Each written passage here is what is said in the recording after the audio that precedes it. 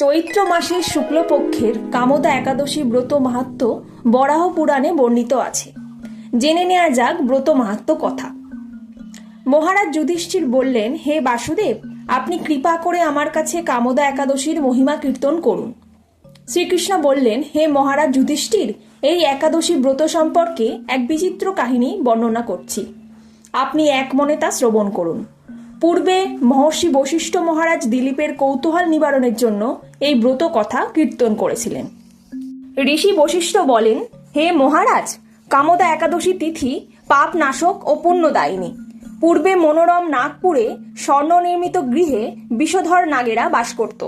তাদের রাজা ছিলেন পুণ্ডরিক। গন্ধর্ব, কিন্নর ও অপ্সরাদের দ্বারা তিনি সেবিত হতেন।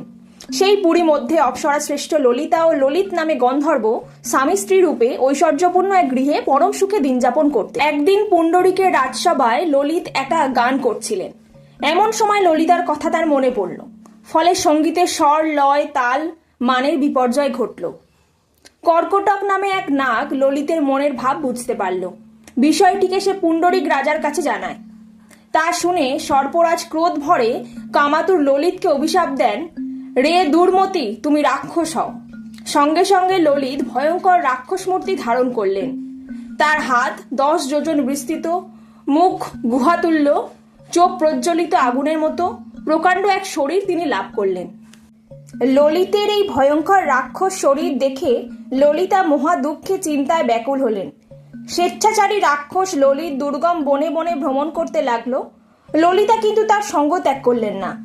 ললিত নির্দয়ভাবে মানুষ ভক্ষণ করত। এই পাপের ফলে তার মনে বিন্দুমাত্র শান্তি ছিল না।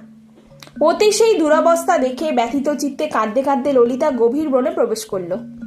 একদিন ললিতা বিন্ধ্য পর্বতে উপস্থিত হলেন। সেখানে ঋষ্যশৃঙ্গ মুনির আশ্রম দর্শন করে মুনির কাছে হাজির হলেন। তাকে প্রণাম করে সেখানে দাঁড়িয়ে রইলেন। মুনিবর জিজ্ঞাসা করলেন, হে সুন্দরী, তুমি কে, কার কন্যা, কি কারণেই বা এই গভীর বনে এসেছো?